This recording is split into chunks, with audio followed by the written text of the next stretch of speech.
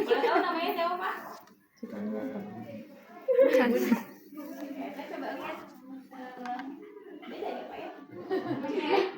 Oke, Bapak Budi, hari ini untuk waktunya kurang lebih sekitar 15 menit ya, Pak ya. Waktunya nggak lama. Nanti mungkin saat pemeriksaan ada sedikit kondisi yang belum Bapak lihat, tapi Bapak jangan khawatir. Nanti privasi Bapak akan saya jaga, ya. Privasi sudah dijaga, cahaya lampu sudah diterangkan, kontak lampu sudah, informasi sudah dia menjelaskan tindakan itu. Sudah kita lakukan, tapi jangan yang tindakan yang pertama, jangan lupa tadi cek ada tanda berita. Jangan lupa kita cek tekanan darah dulu ya.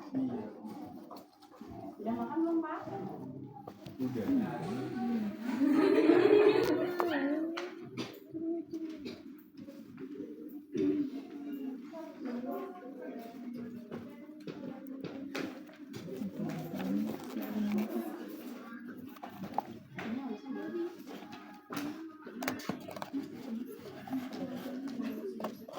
Sudah kok? Ya, skip ya. Tekanan darahnya biasa berapa?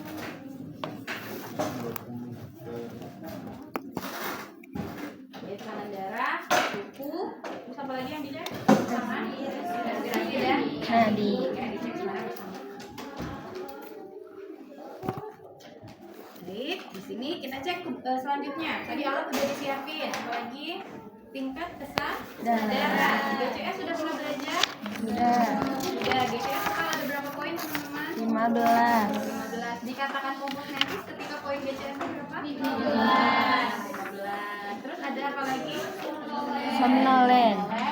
Somnolen berapa poinnya? 13 sampai 14. 14. Terus Sopor. Sopor 8 sampai 12. 8 sampai 12. Di bawahnya Koma. koma berapa? 3 sampai 7. Jadi untuk pemeriksaan GCS sebetulnya kalau pasien yang kosmetis bisa diajak berbicara, terus dia orientasi waktunya bagus, maka kita anggap dia kompos medis. Tapi kalau misalnya pasiennya ternyata udah mulai ngantuk, ya dia lupa kalau misalnya dia lagi di rumah sakit dan lain-lain, maka baru kita cek GCS-nya. Ya mulai dari motoriknya, verbal, sama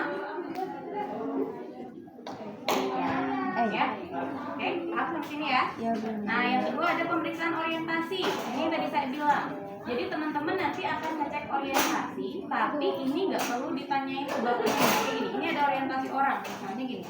Bapak namanya siapa? Disengajain gitu ya, difokuskan ke orientasi. Tapi orientasi ini bisa teman-teman lakukan sambil melakukan info konten, ya. Ditanya tadi kan di awal ya, namanya siapa, tanggal lahirnya berapa, usianya berapa. Itu kan salah satu untuk ngecek orientasi orang, ya. Di antaranya dia masih ingat nggak dia siapa, ya. Terus yang kedua ada orientasi tempat. Nah, kalau orientasi tempat tadi saat info konten teman-teman biasanya harus langsung ngecek ya ketika ditanya, "Bapak udah makan belum? Ini di mana, Pak?" Kalau misalnya bapaknya linglung gitu ya. Ini di mana ya? Misalnya atau ini jam berapa ya? Gitu ya. Itu berarti sudah ada di orientasi ya pasiennya. Ya, jadi tadi orientasinya ada orientasi orang, orientasi waktu, tempat, dan yang terakhir ada orientasi waktu. Oke, jadi teman-teman fokuskan di orientasi. Sebetulnya kalau pasiennya kompos medis akan terjadi disorientasi ya, pasti pasiennya juga paham dia lagi di mana, waktunya jam berapa, terus dia diantar sama siapa. Misalnya bapak di sini ditungguinnya sama siapa, Pak? Sama mantan istri. Iya banget mantan istrinya. Oke, nah kalau misalnya bapaknya masih ingat gitu ya, memang betul misalnya istri atau mantan istrinya yang nemenin, berarti memang secara orientasi pasiennya belum disorientasi ya. Nah sekarang sambil kita belajar, dibaca ya. Syaraf kranial, teman-teman harus paham syaraf kranial. Di dalam tubuh manusia itu syaraf kranial itu ada 12 syaraf kranial. Berarti kalau kita dengar kranial, teman-teman ingat apa? Nah, di kranial berarti di kepala ya.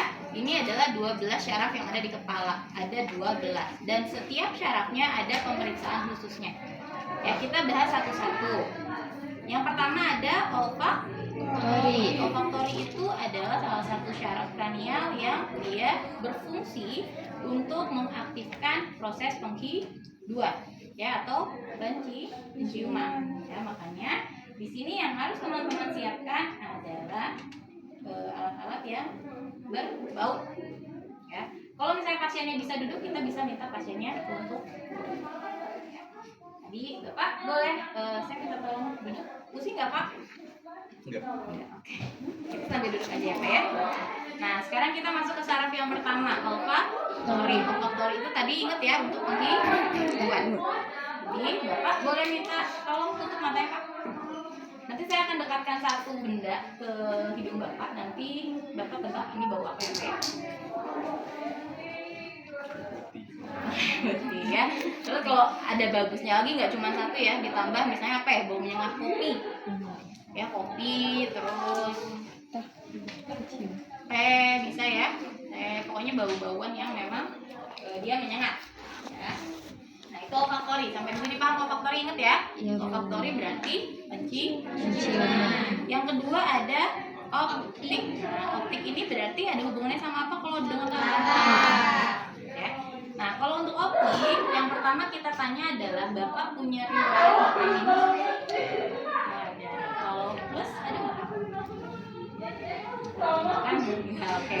Kalau misalnya pasiennya rabun jauh ya atau minus, maka di situ kita tahu bahwa memang sudah ada gangguan ya di optiknya. Nah, untuk ngeceknya biasanya kalau misalnya udah minus, ya berarti nggak usah pakai Snellen gitu ya, karena memang kita udah tahu ada gangguan. Tapi kalau misalnya pasiennya normal, baru kita cek dengan Snellen.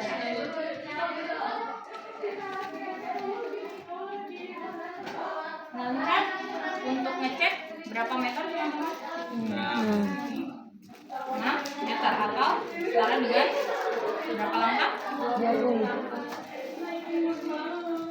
Nah, masih ingat ya cara penggunaan style chart? Di sini nggak boleh teman-teman ngevlog kemana-mana, tapi harus dari atas. Ya dari sini turun ke garis kedua ya, jangan dari sini langsung ke sini ya, kaget pasiennya. Dan masih ingat juga poin-poin di sini di pinggir ini untuk apa? Khususnya, oke. Jadi gimana cara ngukurnya? Ingat ya? Ini 200. Berarti orang normal dia masih bisa melihat huruf ini dalam jarak berapa langkah? 200. Ya, orang normal. Tapi kalau misalnya nggak normal berarti di bawah 200 biasanya dia udah nggak bisa ngelihat. Jadi kita batasannya adalah poin-poin ini adalah poin orang normal. Ya, nanti kita ngecek dia udah nggak lihat di poin yang keberapa atau di baris yang keberapa. Ya, paham ya? Oke, ini dicek untuk optik. Jadi optik ini adalah teman-teman fokus yang pertama ditanya ya, apakah ada gangguan mata minus ya, rabun jauh atau plus rabun dekat. Ya, kalau misalnya ada berarti kita sudah tahu ada gangguan di matanya. Kalau misalnya tidak berarti kita cek dengan menggunakan Snellen chart. Ya. Oke, next saraf ketiga ada apa teman-teman? Ada okulomotor. Nah, sekarang saraf ketiga, 4 dan 6 itu pemeriksaannya sama. Okulomotor, troklear, sama abdusen. Itu pemeriksaannya sama ya teman-teman ya. Jadi untuk pemeriksaan ini biasanya kita gabung 3 saraf ini. Jadi saraf 1 tadi apa? Olfaktori, saraf 2 optik. Nah, yang ketiga gabungan antara saraf 3, 4 dan 6. Apa aja tadi? Okulomotor, troklear, trigeminal, abdusen. Di situ coba dibaca fungsinya untuk apa ya okulomotor? Untuk pergerakan mata. Kaji 8 pergerakan mata. Nah, berarti pergerakan mata adalah pergerakan bola Mata. Ya, pakai apa ngeceknya teman-teman?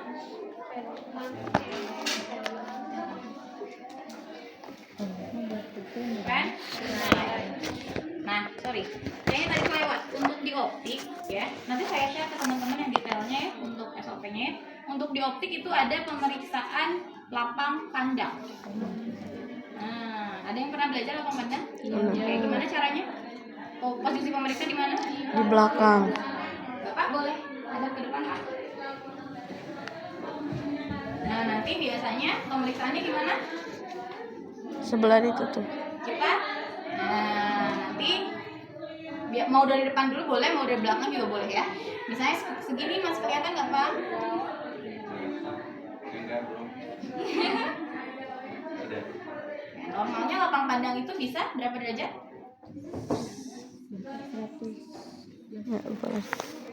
180 180 derajat. Nggak bisa 360 ya. 180 Derajat. Jadi normalnya biasanya saya minta tolong pasiennya sebelum saya kayak gini minta pasien Pak diletakkan.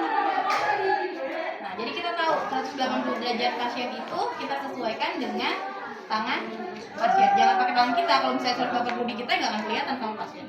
Ya, jadi memulainya dari posisi tangan pasien. Ya. Jadi makanya kita minta pasiennya untuk letakkan. Jadi itu di optik ya, teman-teman tarik lewat. Oke, sekarang masuk ke cara pergerakan bola. Tadi dibilang 8 arah, berarti 8 arah mata angin. Ya. Untuk pemeriksaannya nanti teman-teman bisa pakai jari atau bisa pakai pen light. Tapi kalau pen light jangan dinyalain ya. Jadi ya, Bapak bisa dilihat nanti mata Bapak ikutin gerakan tapi kepalanya jangan gerak, matanya aja.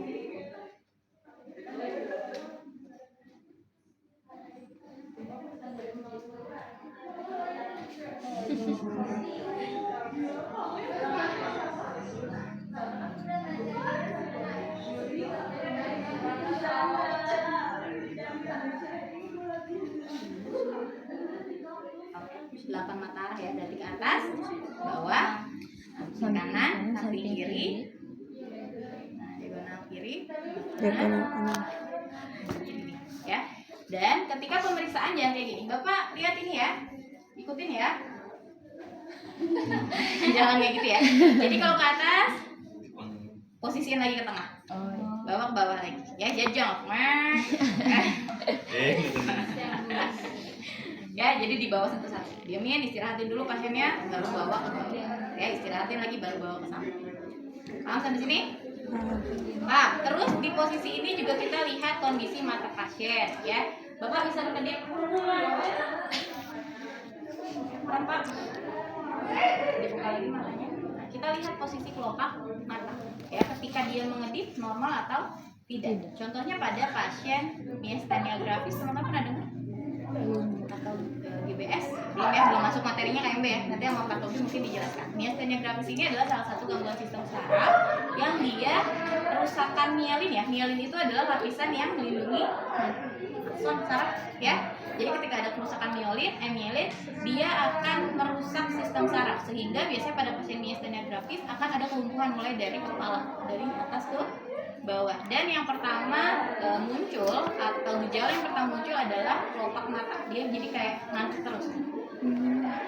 Ya, jadi nggak bisa ngebuka kelopak matanya, tidur kayak gitu. Ya, ketika disuruh buka mata dia nggak bisa, terus aja kayak gitu. Ya, jadi salah satu fungsinya adalah untuk ngecek tadi ya, apakah kelopak matanya masih bisa bergerak atau tidak. Ya. Terus tadi kaji pergerakan sama ya.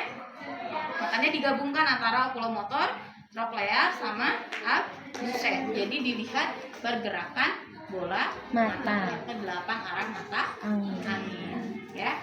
Nah, sekarang yang kelima, di 5 ada trigeminal. Di situ trigeminal apa? Sensasi kornea, kulit wajah, dan otot mastikasi. Otot mastikasi ini biasanya kita akan lihat, Bapak bisa dibuka mulut kita. Nah, kita lihat di sini ada deviasi atau tidak di bagian rahang bawah. Deviasi itu kemiringan ya. Jadi ketika buka mulut biasanya ada yang miring, ya. Dibuka leher mulutnya, Pak. Kita pegang daerah rahang bawahnya ya. Oke, boleh tutup, Pak. Nah, yang kedua di sini ada refleks kornea. Refleks kornea itu teman-teman harus menyiapkan kapas, ya. Bapak lihat ke depan. Lihat ke depan ya, Pak ya. Ya, jadi teman-teman punya kapas. Kapas ujungnya kita, nah ya diperintil kayak gini ya, kecilin. Nanti pasiennya kita suruh ngadep ke depan. Jangan bilang-bilang ya, Pak, saya mau nyimpen kapas ya. Jadi refleks aja, ya. Ketika suruh ke depan, kita simpan di ujung matanya. Kalau pasien ada refleks mengedip, berarti refleks korneanya masih baik. Oke, paham sampai di sini ya? Oke, itu refleks kornea. Sekarang apa nih? Oke, sekarang Bapak boleh tutup matanya, Pak. Ini masih di 5 ya, masih di trigeminal. Ditutup matanya, teman-teman siapkan alat-alat. Bapak nanti saya akan menyimpan atau meletakkan satu benda di wajah Bapak ya. Nanti Bapak rasakan itu bendanya halus, tajam, atau tumpul. Oke Pak?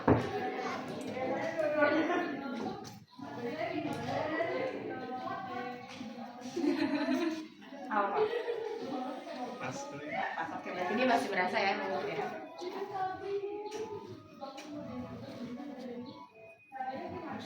Nah, berarti dia masih merasakan ada benda yang tajam ya.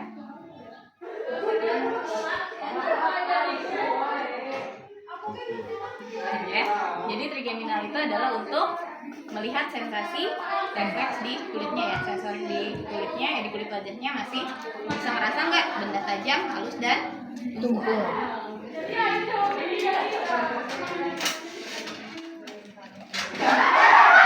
di sini paham? Paham, Bu. Nah, satu lagi di sini kita tahu kasih area rekaman. Tadi kan kita tahu kasih.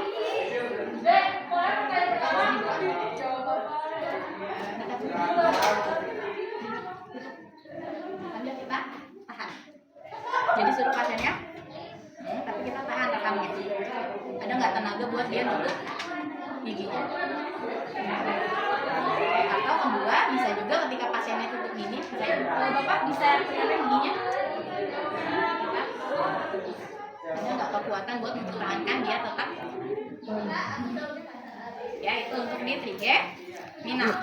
Paham sampai di sini? Paham, Bu. Nah, kita next ke syaraf ke-7. Ada syaraf apa? Ekspresi Fasial. Oke, fasial ini adalah ekspresi wajah dan pengecapan.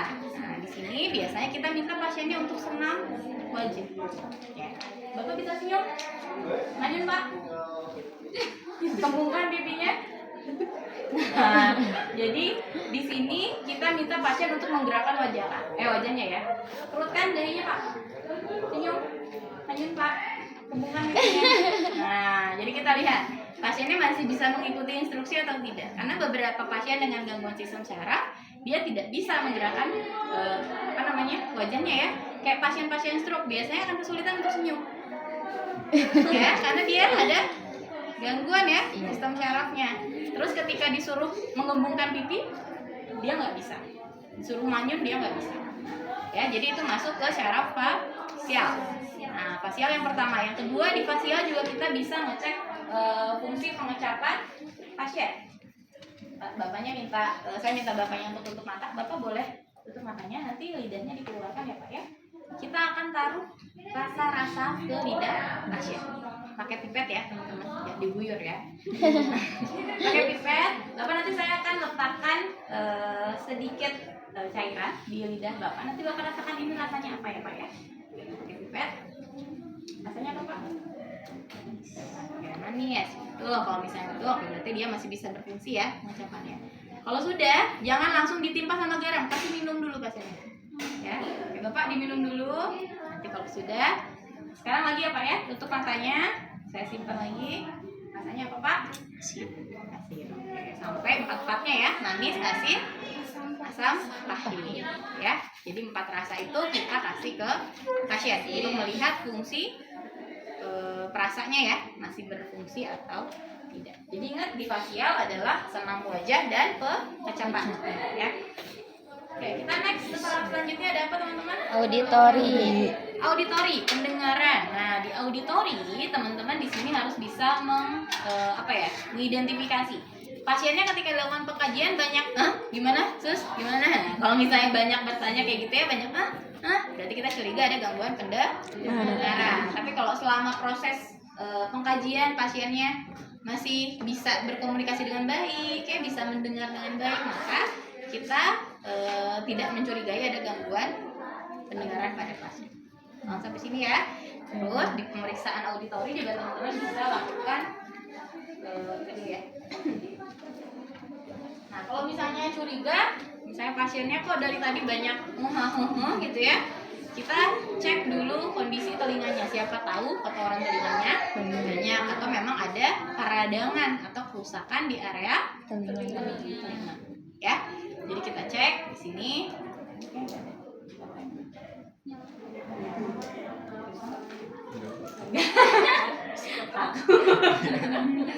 Ya, jadi dilihat aja. Jadi ini mah fungsinya cuma buat ngecek doang di dalamnya seperti apa. Terus yang kedua, kalau misalnya dicek ternyata besi gitu ya, terus nggak ada peradangan, kita tidak ada kemerahan atau misalnya tidak ada cairan, maka kita bisa cek pendengaran pasien dengan menggunakan detik jam. Ya, kalau nggak detik jam, pakai suara juga boleh ya. Misalnya dari sini Bapak nanti ulangi perkataan saya ya. Sendiri. Masih mendengar ya. Jadi dari jauh dulu ke dekat. Kalau misalnya masih ragu juga, teman-teman bisa pakai detik jam. Ya, tapi jangan pakai yang digital ya, pakai yang berdetik ya. Bapak kedengeran nggak? Kedengeran. Semakin menjauh ya. Oke, kalau misalnya masih ragu juga mau ngecek apakah ada gangguan tuli konduktif atau neurosensori, teman-teman bisa gunakan Garputala ini sebetulnya ada bermacam ininya ya, frekuensinya ya.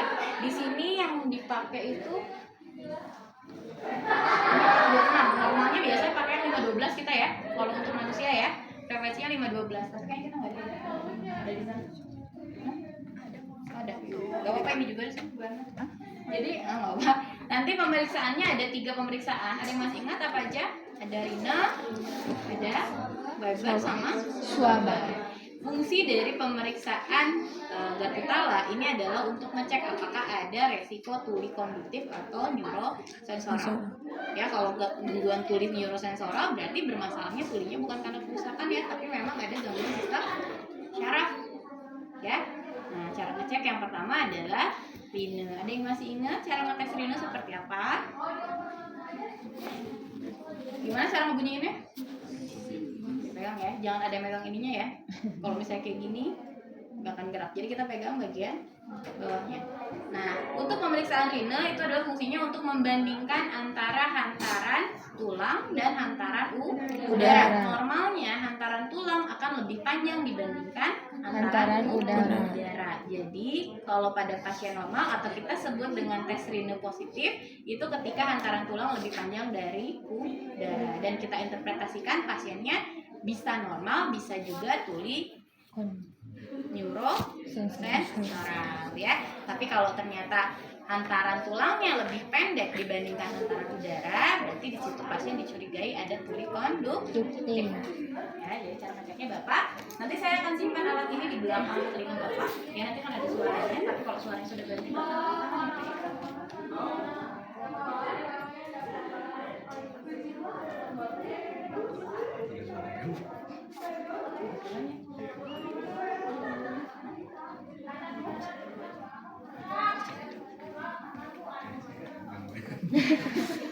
pasrah wajarnya ya.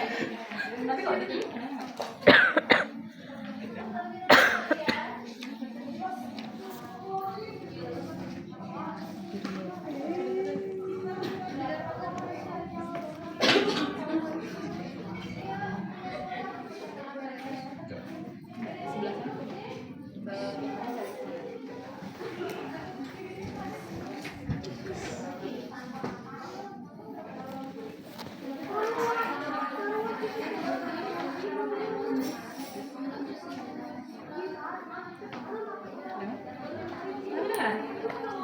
ada. Ini 512.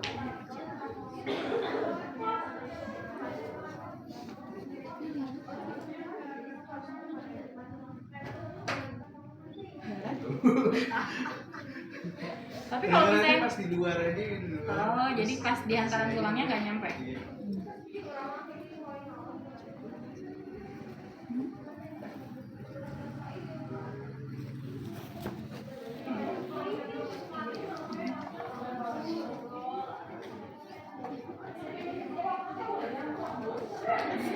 Ada?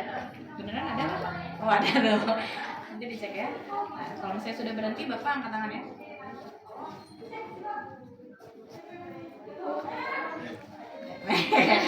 Kalau udah berhenti angkat tangannya ya. Kalau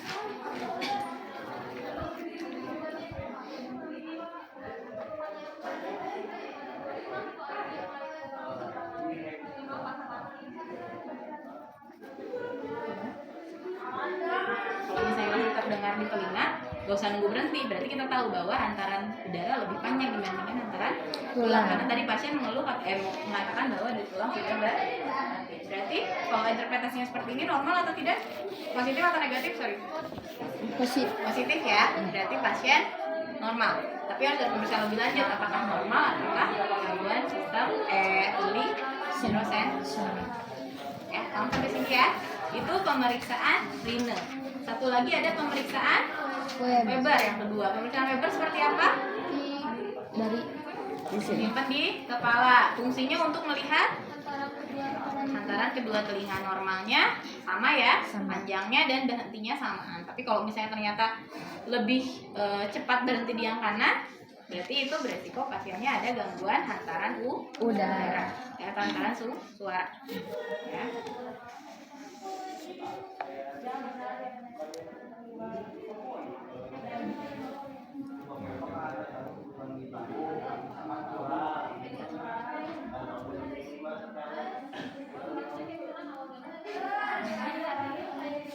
Karena rambut ya? Kayak benar.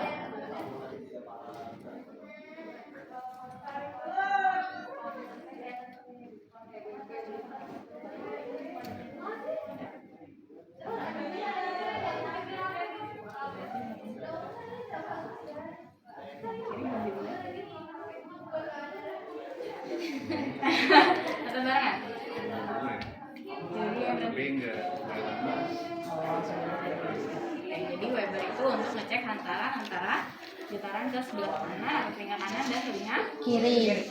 Ya. Terus kalau Weber ada pemeriksaan apa? Swabah fungsinya untuk apa? Untuk Sama ya, tapi kita periksa dan pasien. Nah, ini yang harus hati-hati ya. Ketika kita melakukan tes swabah, pastikan kita tidak ada gangguan. Jangan sampai kita menyalahkan pasien padahal kita yang ada gangguan ya. Bapak nggak ada gitu kan, artinya udah nggak ada, padahal perawatnya yang emang gangguan. Jadi sebelum kita melakukan pemeriksaan, kita sudah pastikan kitanya normal ya. Jadi kalau untuk pemeriksaan swabah ini, jadi kalau misalnya untuk pemeriksaan garpu tala nggak boleh pakai ada apa ya istilahnya, kain ya. Jadi harus langsung ke kulit. Jadi nggak boleh misalnya saya memeriksa gini terus ke Irfan, karena pasti akan suaranya berhenti ketika dia nyentuh benda lain ya. Terus suara pun nggak akan langsung ke, kalau suara masih mungkin ya, cuman kalau hantaran tulang itu akan terganggu ya. Jadi swabah itu adalah ngecek yang pertama ke perawat dulu, terus kalau misalnya di perawat sudah berhenti cek ke pasien ya. Jangan sampai di pasien masih ada ya, perawat udah berhenti taunya di pasien masih ada. Ya, jadi kalau misalnya kayak gitu mending di stop dulu, minta tukeran sama temennya ya, takutnya memang kita yang bermasalah. Paham ya? Terus yang kedua bisa dari pasien dulu, kalau pasien berhenti coba ke kita. Kalau di kita berhenti juga berarti sama ya, tapi kalau di kita masih bunyi berarti kita curiga ada sesuatu di pasien. Paham ya? Iya. Oke, itu untuk tes auditori. Syaraf yang keberapa teman-teman? Yang 8. Sekarang yang ke-9 ada Glossopharyngeal. Glossopharyngeal itu adalah fungsi pengecapan. Pengecapan udah ya tadi ya. Udah. Jadi nggak usah kita ulang lagi teman-teman. Ya, kalau udah dilakukan tadi di syaraf keberapa? Di syaraf ke Fasial. Ya, di fasial, jadi nggak usah dicek lagi. Nah, di sini berarti glossopharyngeal kita fokusnya ke kemampuan menelan dan pergerakan lidah. Ya. Ini Bapak pesan ya, ya. Kita lihat ya pergerakannya ketika pasien menelan, ada kesulitan menelan atau tidak. Biasanya kalau misalnya ada gangguan sistem saraf, ketika pasien disuruh menelan dia akan sulit untuk menelan. Ya, makanya banyak pasien-pasien gangguan sistem saraf yang aspirasi. Ya, pasien-pasien stroke itu nggak bisa makan cepat, karena kalau misalnya terlalu cepat karena ada gangguan proses menelan, dia malah masuk ke dalam saluran nafas ya. Ya, jadi harus hati-hati. Nah, terus yang kedua ada refleks gag. Apa itu refleks gag? Ada yang tahu? Refleks muka. Kita bisa menggunakan tong kettle. Ya, kita minta pasien buka mulut, masukin tong kettlenya ya ke arah belakang. Ada nggak refleks? Kalau misalnya sarafnya masih bagus, biasanya masih ada masih ada refleks guardnya ya, atau refleks mata. Yang kedua di sini ada pergerakan lidah. Nah, pergerakan lidah ini kita lihat kekuatan lidah. Ya, Bapak lidahnya bisa dikeluarkan. Oke, ke atas lagi, ke atas, ke bawah. Dimasukin lidahnya, ditekan area pipi kanannya, Pak. Ya, lidahnya pipi. Tekan ya, Pak ya. Ya, jadi lidahnya kita lihat pergerakannya masih bagus atau kanan kirinya, jangan di luar disuruhnya tapi di dalam. Sekaligus dia menekan pipi dan kita cek kekuatannya. Bisa nahan nggak? Ya, itu untuk glosop faringeal. Terus yang ke-10 ada Vagus. Vagus itu adalah sensasi Faring.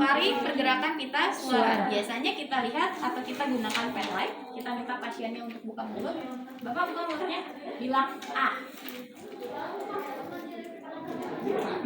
Jadi nanti pasiennya bilang kita lihat area palatungnya ada pergerakan nggak? Ya, normalnya pasien ketika bilang itu ada getar. Ya, itu untuk di vagus ya, ketika melihat observasi pergerakan. Nah, terus di sini juga sama, ada gak? Nggak usah diulang lagi ya teman-teman ya. Dan kaji ada suara parau atau tidak. Kalau kaji suara parau nggak usah dicek, Bapak coba bilang, kan dari tadi kita komunikasi ya. Iya. Kalau dari awal suara pasiennya sudah parau, kayak susah berbicara, berarti kita curiga ya, itu ada gangguan di area vagus. Ya. Terus yang ke-11 ada aksesori berarti di area trapezius dulu ya, di bahu. Kita minta pasiennya tegak. Bapak nanti saya akan berikan tekanan di bahu Bapak, nanti Bapak tahan ya Pak ya.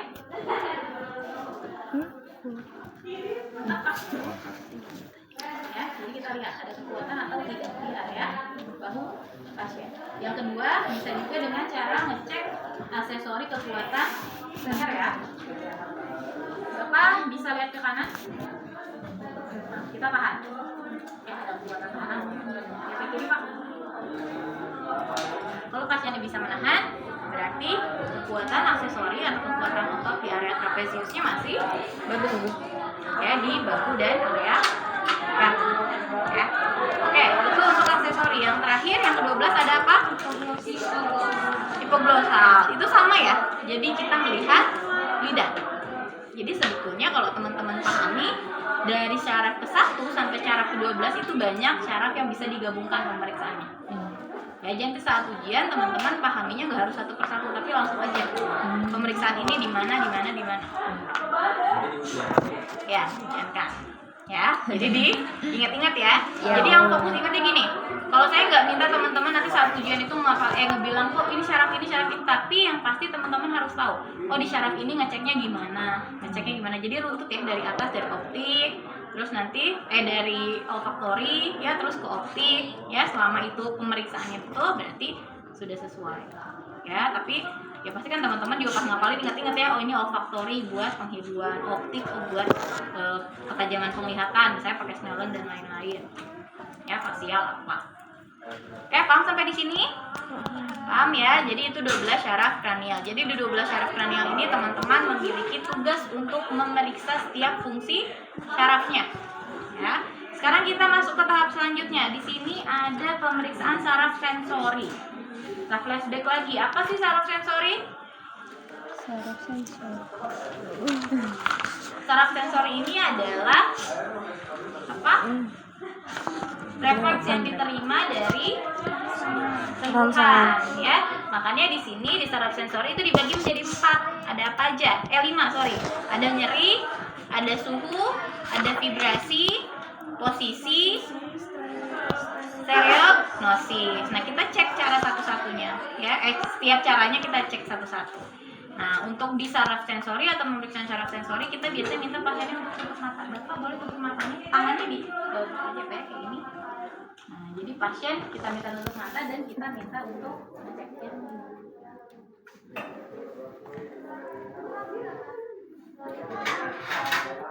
Itu mata apa ya? Apa yang belum merasakan? Nah, berarti bapaknya masih bisa merasakan nyeri.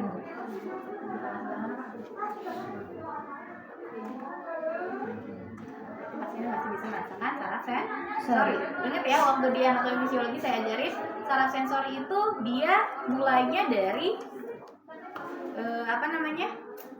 Perifer ya, dari anggota luar. Dia memberikan sinyal atau informasi ke otak untuk mendefinisikan apa yang dia rasakan. Ya, itu nyeri. Sekarang yang kedua, oke, saya nyimpan 2 botol di tangan Bapak ya. Nanti Bapak rasakan suhunya. Yang mana? Ya, jadi itu saraf sensori untuk suhu. Ya. Terus yang ketiga ada vibrasi. Bapak masih tutup mata, tangannya dibuka ya Pak ya. Kita bisa pakai garpu tangan ya. Ada nggak Pak? Jadi mana Pak? Jadi itu.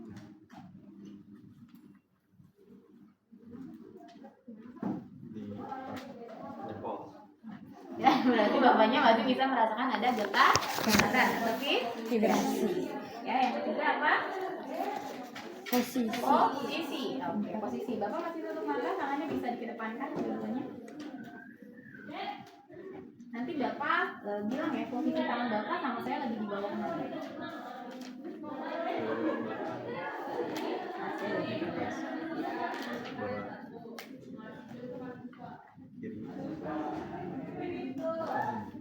Ya, jadi posisi dia bisa merasakan dia lagi di bawah mana nih posisinya ya, baik ekstremitas atas dan ekstremitas bawah. Bawah juga bisa ya, posisinya tinggal digerakin aja.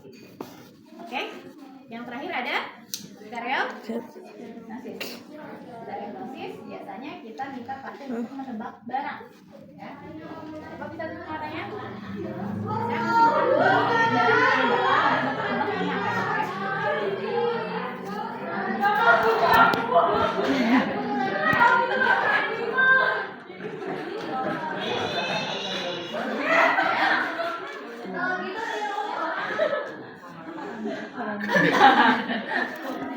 Ya, oke, bola-bola tajam biasanya jalannya kayak gitu ya. Oke, Bapak boleh dibuka matanya.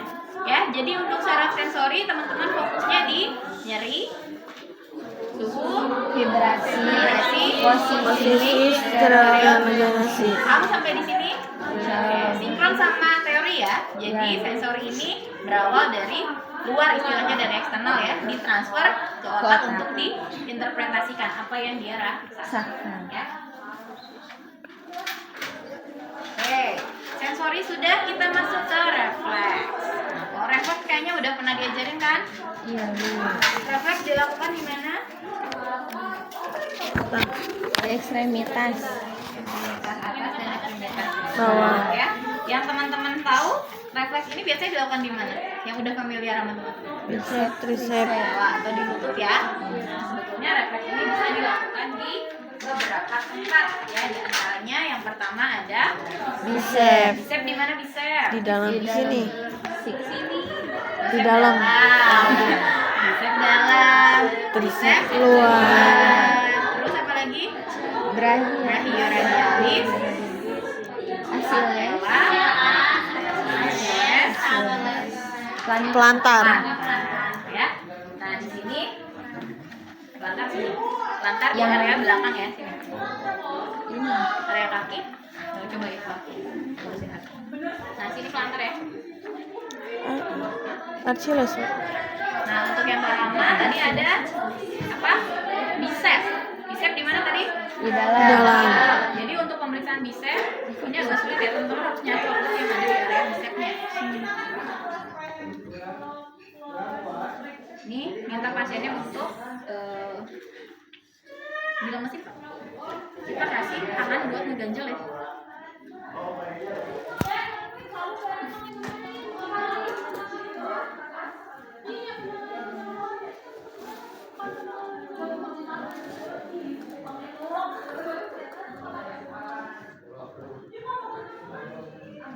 Nah, ini pokoknya daerah sini ya. Jadi teman-teman harus benar-benar dicari si otot yang agak kendor apa ya istilahnya. Dia ngeper gitu ya, tapi keras. Itu kita ketuk sampai ada Refleks. gerakan. Itu bisa. Kalau tricep posisinya kebalikan. Kayak gini, kita tahan pasien kayak gini. Apa dia lemesin ya? Di sini.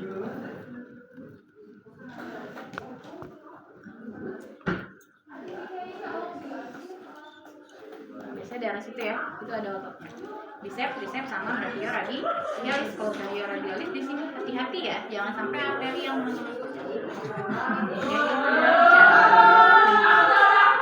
ya.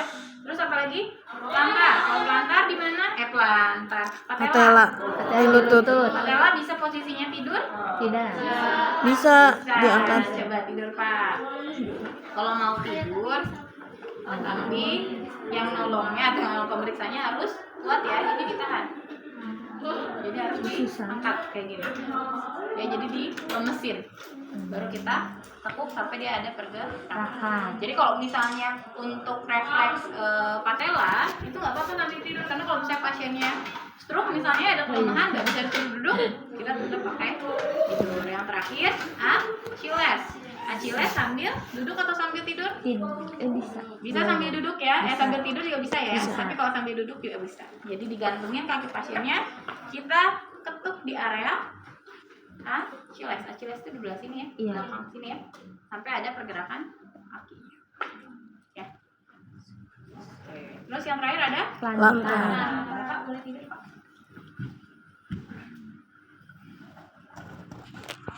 Untuk plantar pemeriksaannya di area telapak kaki ya, untuk dilihat ada Babinski atau tidak. Ya.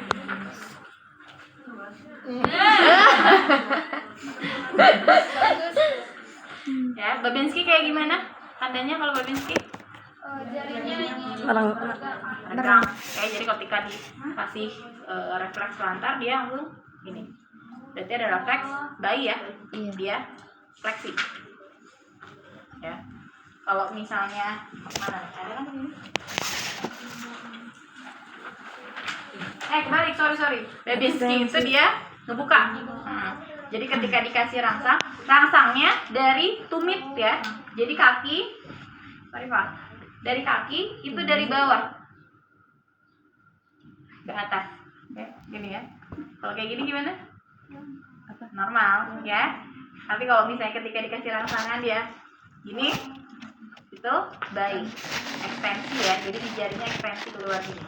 Normalnya ketika dikasih refleks plantar dia akan fleksi. Paham ya? Sekarang selanjutnya ada pemeriksaan tanda meningeal. Kalau ingat meningeal atau dengar kata meningeal, teman-teman ingat apa? Otak meningitis ya, ada peradangan. Ya, biasanya ngeceknya dengan cara pemeriksaan meningeal. Bapak boleh jujur lagi. Yang pertama, ada pemeriksaan apa teman-teman? Kaku kuduk. Kaku kuduk, bukan kaku duduk ya. Salah ya. Kaku kuduk itu pemeriksaannya pasien disuruh tidur terlentang, terus kita minta pasien, Bapak bantuan saya ambil ya. Kaku kuduk. Bantal ya. Kita minta pasiennya untuk memfleksikan kepalanya. Untuk yang ini atau pemeriksaan kaku kuduk, ini kita bantu. Ya. Bapak nanti saya akan bantu nempelin dagu Bapak ke dada ya. Kalau pasiennya bisa menempelkan dagu ke dada dan tidak ada tahanan, berarti kita tidak mencurigai adanya Kaku kuduk. Ya. Nah, yang kedua ada pemeriksaan Babinski.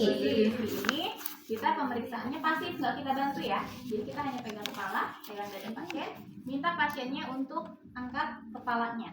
Yang dilihat bukan kekakuannya, tapi nanti ada nggak refleks nyeri atau refleks ketika dia kayak gini, kakinya ditetek gini. Nah, jadi ketika naik, karena ada refleks sakit ya, dia akan ketarik. Ya, Bapak coba angkat kepalanya, tempelin dari sini. Nah, udah nyeri kan? Iya. Itu normal ya. Kalau nggak normal, dia biasanya mengeluh nyeri dan kakinya ikut fleksi. Ya. Terus yang ketiga ada pemeriksaan apa? Lesekwi. Ini pemeriksaannya kita akan mengangkat bagian kaki pasien. Berapa derajat teman-teman? 70. 70 derajat. Normalnya pasien akan bisa diangkat sampai ke atas, tapi pada pasien-pasien yang positif pastinya di sini ketika diangkat dia akan mengeluh nyeri dan kaki yang sebelah sini akan nggak fleksi. Nah, jadi dia nggak bisa diangkat ke atas, cuma salah satu. Ya, normalnya ketika diangkat ya ini nggak Ketika diangkat itu tidak naik. Ya. Oke, satu lagi pemeriksaan. Kering Ya, kalau say. teknik ini kita ketuk dulu, angkat ke atas, baru kita naikin ke atas. Sama ya tandanya, kalau misalnya dia positif, maka ketika diangkat akan ada perubahan reaksi di ekstremitas sebelah, dia naik ke atas. Ya jadi beda kalau misalnya les squeeze tadi kan kita langsung angkat kayak gini ya. Tapi kalau yang hernik tadi kita Ditekuk. ketuk dulu, diluruskan, lalu Angkat.